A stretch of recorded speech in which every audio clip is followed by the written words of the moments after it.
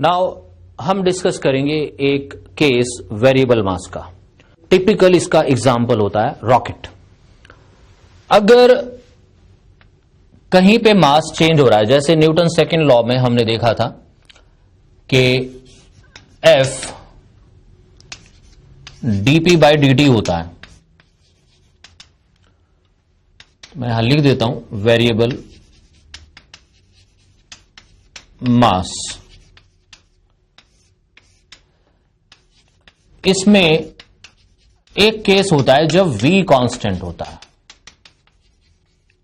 And m variable होता है। तो f की वैल्यू आ जाएगी v dm बाई dt।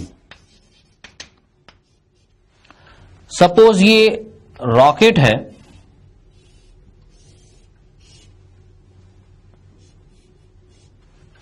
इससे एग्जॉस्ट गैसेस बाहर आ रही हैं और इस रॉकेट और एग्जॉस्ट गैसेस के बीच में एक्शन रिएक्शन फोर्स लगता है, जिसकी वजह से रॉकेट मूव करता है। नाउ ये जो वेलोसिटी है, it is the velocity of exhaust gases with respect to rocket and this is the thrust on the rocket in forward direction. dm by dt is mass पर second which is coming out of the rocket. इसको आप simplicity के लिए dm by dt को आप m by t भी लिख सकते हैं, मास पर second, there is no problem. अब हमें फाइंड करना होता है इसमें ये थ्रस्ट। मैं पहले इसका एक सिंपल सा एग्जांपल ले लेता हूं। सपोज आपको गिवन है एक रॉकेट है and its mass is for example 1000 kg, 1000 kg and exhaust gases are coming out of it with a velocity of 200 meter per second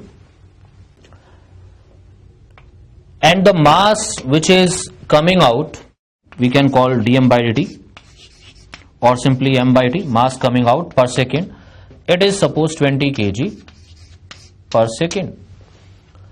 Now what is the force on the rocket?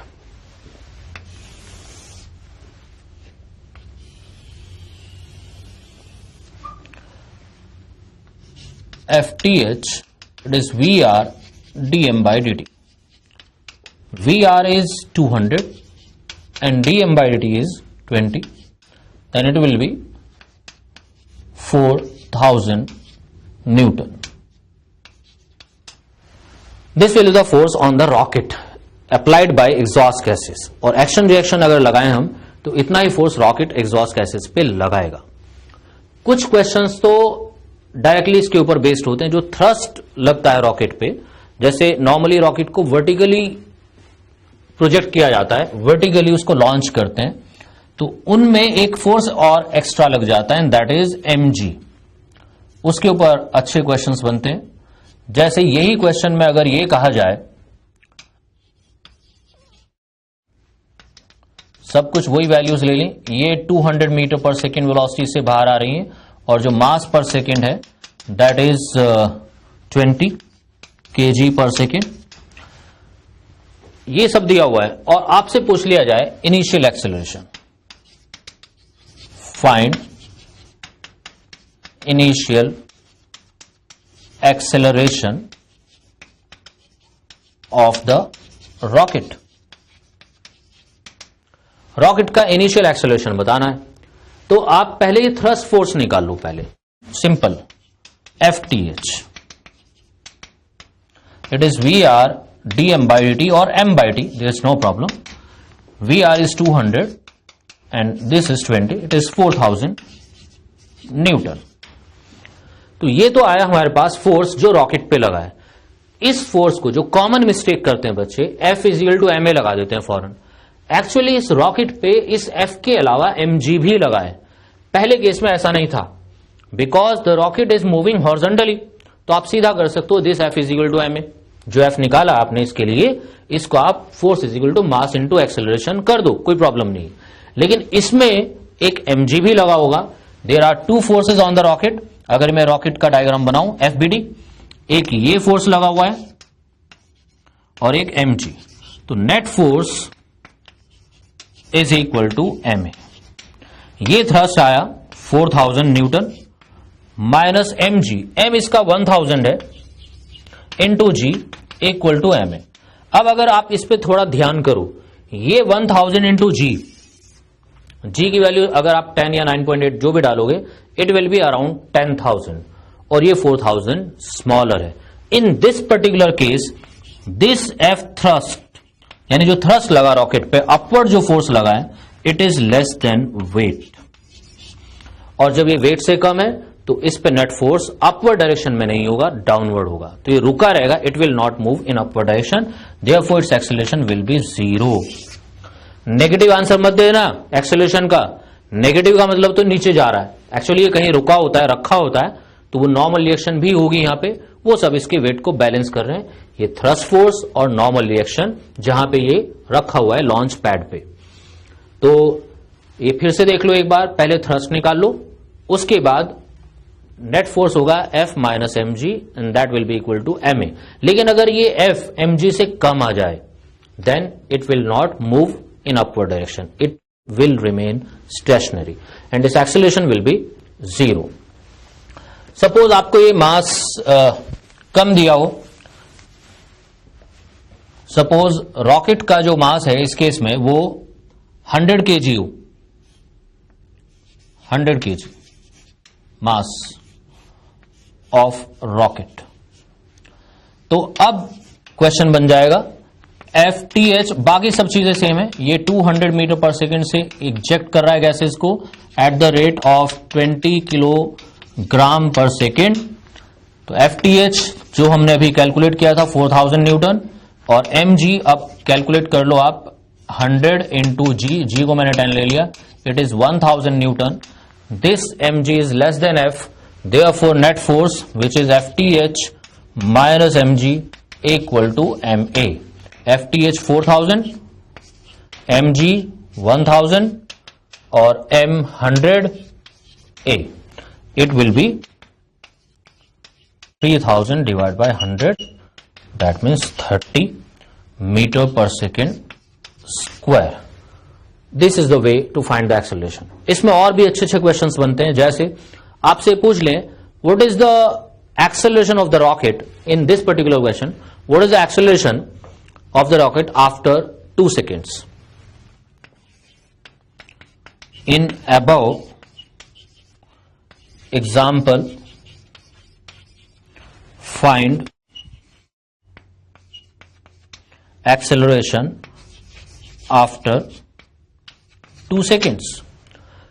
तो इसमें 2 second के बाद भी ये velocity, जैसे मैंने बताया exhaust gases की वेलोसिटी तो कांस्टेंट रहती है, लेकिन ये मास पर सेकेंड भी कांस्टेंट है, ये मास चेंज होता रहता है। रॉकेट से जब एग्जॉस्ट गैसेस निकलेंगी तो रॉकेट का मास कम होता चला जाएगा। तो ऐसे सवालों में हमें पहले फाइंड करना होगा रॉकेट का मास 2 सेकेंड के बाद कितना हो गया। तो मास कितना बचा ये देख लेते हैं। मास इजेक्ट हो रहा है 20 किलोग्राम पर सेकेंड के अकॉर्डिंग, तो मास ejected in 2 seconds,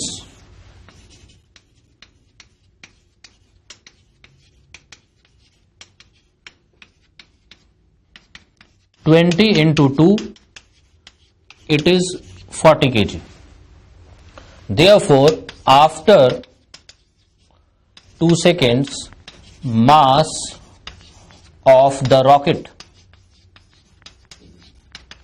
is equal to, rocket का मास होगा 100 इनिशियल मास था माइनस 40, इट इज 60 kg। अब आप अप्लाई कर सकते हो FTH minus mg is equal to ma। This is 4000 Newton, m is 60 into g, that is 10, 60a, it is 600, 3400 divided by 60, it is 340 by 6, it can be calculated।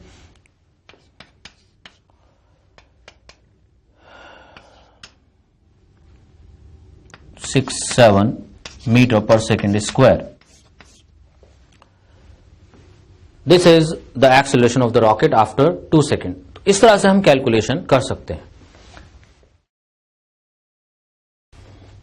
अब हम rocket के similar दूसरे examples, यानी ये जो concept rocket में हमने पढ़ा है, इसके जैसे दूसरी सिचुएशन में भी कुछ क्वेश्चंस होते हैं जो हम एनालॉजी से कर लेते हैं। सपोज ये एक गन है जो बुलेट्स फायर कर रही है continuously. Suppose mass of each bullet is m, the velocity of bullet is v, and it fires n bullets per second. That means n is number of bullets per second. तो हमें इस gun और bullets के बीच में force बताना है। ये क्योंकि इसमें भी एक्सटर्नल फोर्स 0 है और कंजर्वेशन ऑफ मोमेंटम लगेगा, और जो रॉकेट का भी मैंने एग्जांपल लिया था वो कंजर्वेशन ऑफ मोमेंटम से ही आता है। एक्सटर्नल फोर्स तो 0, आपस में जो फोर्स लगा रहे हैं वो फोर्स है जो अभी हमने लिखा था रॉकेट से, that is thrust VR dm/dt। तो पहले हम ये चेक करेंगे क्या ये रॉकेट से एनालॉगी इसकी मैच हो रही है। रॉकेट में क्या होता है, एग्जॉस्ट गैसेस निकलती हैं एक कांस्टेंट वेलोसिटी से विद रेस्पेक्ट टू रॉकेट। इसमें एक गन है रेस्ट पे, it is held fixed. Suppose तो ये वेलोसिटी जो होगी गन के फायर करने की, इट इज कांस्टेंट। इस वेलोसिटी से बुलेट्स फायर हो रही हैं just like exhaust gases in case of rocket. तो ये VR हो जाएगा हमारा यहां V, FTH and dm/dt।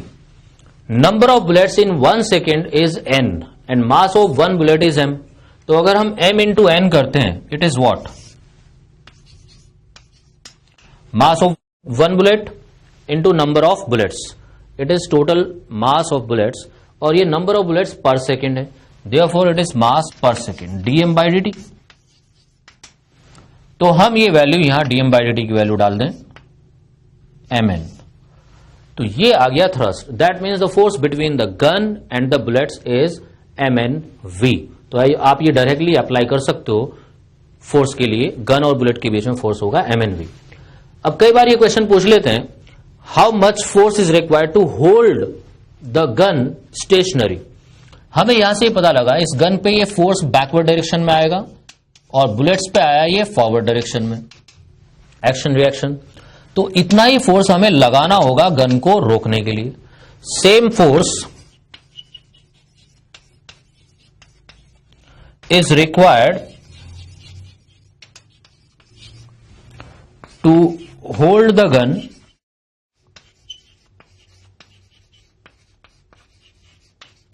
Stationery. Gun को स्टेशनरी रखने के लिए इतना ही फोर्स रिक्वायर्ड है। एक और इसका मैं एग्जांपल लूंगा। सपोज ये एक वाटर टैंक है या कोई और लिक्विड इसमें भरा हुआ है, and there is a hole in it.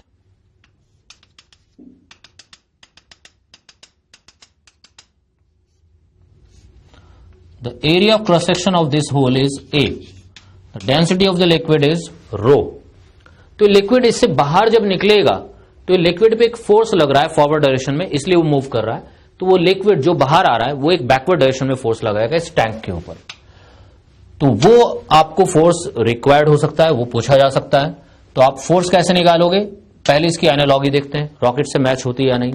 Rocket में एग्जॉस्ट गैसेस निकलती हैं, मास इसका कम हो रहा है just like in case of rocket, और वो जो वेलोसिटी है लिक्विड की किसी इंस्टेंट में, सपोज वो वेलोसिटी है v, तो this is the velocity of the liquid with respect to the tank.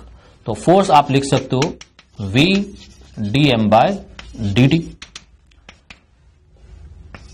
dm/dt ये आपने मेरे एक लेक्चर में पढ़ लिया है, ये सीख चुके हो आप कि dm/dt in case of liquid flow, अगर लिक्विड किसी ट्यूब के थ्रू फ्लो करता है, सपोज ये ट्यूब है, तो मास पर सेकेंड ρAv होता है, m/t या dm/dt आप इसको लिख सकते हो ρAv। तो आप यहां वैल्यू डाल दो ρAv। rho a v square is the force between the tank and the liquid. और अगर ये टैंक किसी फ्रिक्शनलेस सरफेस पे रखा हुआ है,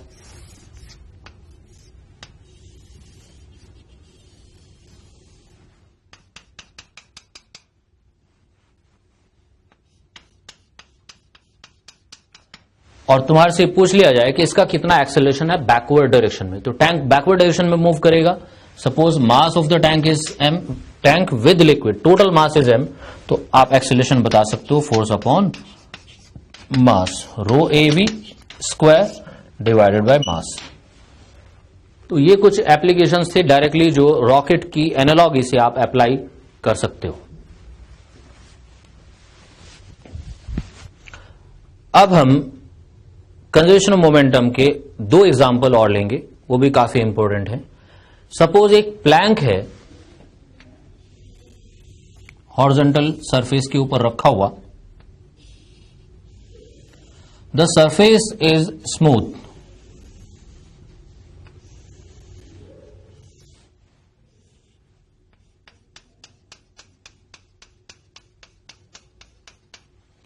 और एक आदमी इसके ऊपर खड़ा हुआ है.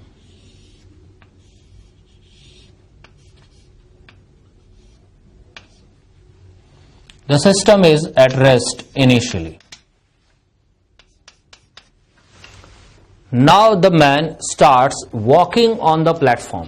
ये अब मूव करना शुरू कर देता है.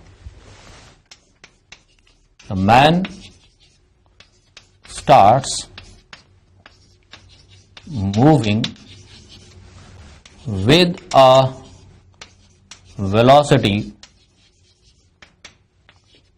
VR relative to the plank. Plank के रेस्पेक्ट में VR वेलोसिटी से ये आदमी चलना शुरू कर देता है. तो क्योंकि ये प्लैंक स्मूथ सरफेस पे रखा हुआ है, देयर इज नो फ्रिक्शन, तो ये प्लैंक पीछे को मूव करना शुरू कर देता है. We have to find that velocity, velocity of the plank in backward direction.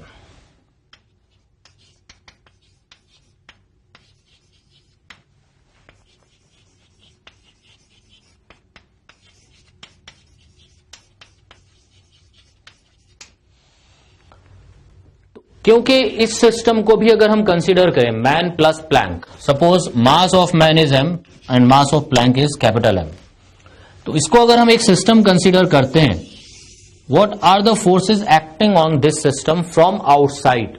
External forces क्या क्या हैं, दोनों के वेट्स और normal reaction from the surface.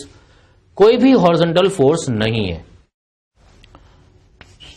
F यानी net external force in horizontal direction is 0. Therefore, momentum will be conserved in horizontal direction.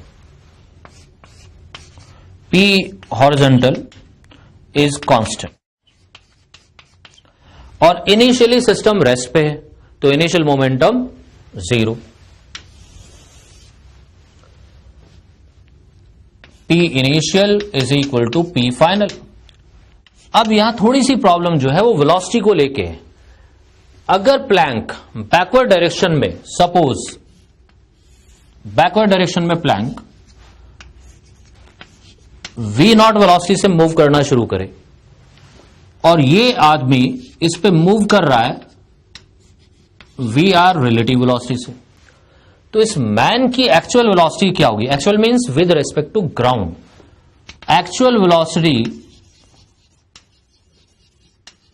of the man is equal to VR minus V0. क्योंकि VR तो relative velocity है जो ये आदमी Planck पे चल रहा है और प्लैंक इसे वापस ला रहा है बैकवर्ड डायरेक्शन में, तो इसका नेट मूवमेंट कम हो जाएगा. This will be the actual velocity of the man. It is V1 and the actual velocity of plank is V0 in backward direction. Now conservation of momentum from equation 1. Initial momentum 0, final man का momentum है towards right, mass of man is small m and velocity is V1 that is VR minus V0. minus momentum of Planck capital M into V naught. From this we can find VR.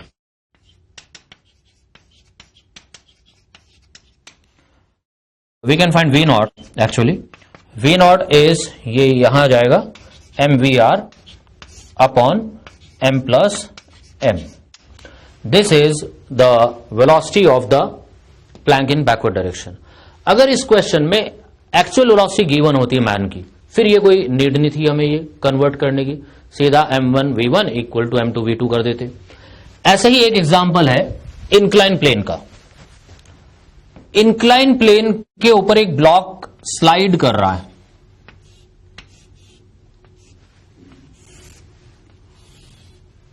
और ये incline plane यानी veg जो है ये एक horizontal surface के ऊपर रखा हुआ है.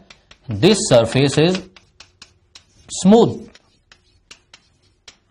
And you are given the relative velocity of the block again. किसी मोमेंट पे ये ब्लॉक इसके ऊपर वीआर वेलोसिटी से स्लाइड कर रहा है. ये वीआर वेलोसिटी कौन सी है? Velocity of m with respect to capital M. That means इस ब्लॉक की वेलोसिटी ये वेज के रेस्पेक्ट में है, एक्चुअल नहीं है. आपसे पूछा जा रहा है वेज बैकवर्ड डायरेक्शन में कितनी वेलोसिटी से मूव करेगा. ये to find this V naught. तो अब की बार अगर इन दोनों को एक सिस्टम हम कंसीडर करें अगेन, तो जो एक्सटर्नल फोर्सेस हैं इस सिस्टम पे वो दोनों के वेट्स और normal reaction. There is no horizontal force from outside, therefore momentum in horizontal direction will be conserved. F net external in horizontal direction is 0, therefore P in horizontal direction will be constant. Initially the system was at rest. अब इस system को release कर दिया, ये move कर रहा है, ये स्लाइड कर रहा है इसके ऊपर, और वेज पीछे को जा रहा है. तो हॉरिजॉन्टल डायरेक्शन में मोमेंटम इनिशियल 0, तो फाइनल भी 0 होना चाहिए. सपोज ये एंगल है थीटा. तो अब इसमें कंजर्वेशन मोमेंटम जब लगाओगे आप, प्रॉब्लम है इसकी VR. ये एक एंगल पे है और जबकि हमें हॉरिजॉन्टल डायरेक्शन में मोमेंटम को कंजर्व करना है, तो हम इसके कंपोनेंट कर लेंगे. And more over it is relative velocity, it is not actual velocity.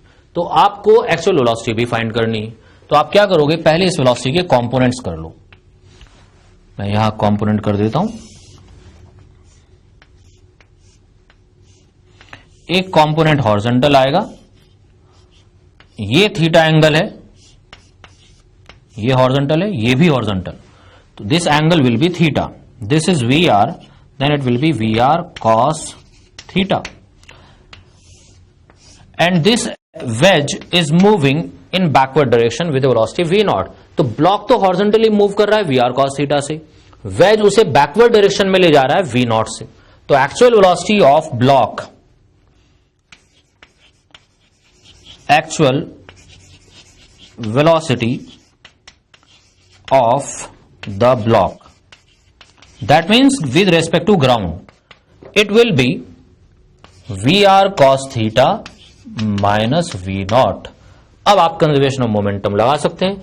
जितना वेज का उस डायरेक्शन में मोमेंटम है, इतना इस ब्लॉक का इस डायरेक्शन में होगा. m इंटू इसकी एक्चुअल वेलोसिटी होगी VR cos theta minus V naught. And from this you can find V naught. There is no problem.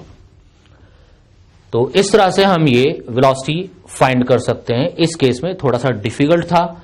इसमें आपको क्या ध्यान रखना है, वेलोसिटी के पहले हॉरिजॉन्टल और वर्टिकल कंपोनेंट्स कर लोगे, और हॉरिजॉन्टल कंपोनेंट पे ही आपको रिलेटिव वेलोसिटी का ये V नॉट को कंबाइन करना है, क्योंकि मोमेंटम हॉरिजॉन्टल डायरेक्शन में कांस्टेंट है. तो आई थिंक ये अब तुमने लिख लिया. ओके, तो that's all for today students. Today we have discussed conservation of momentum. In the next class, we'll discuss friction. Thank you.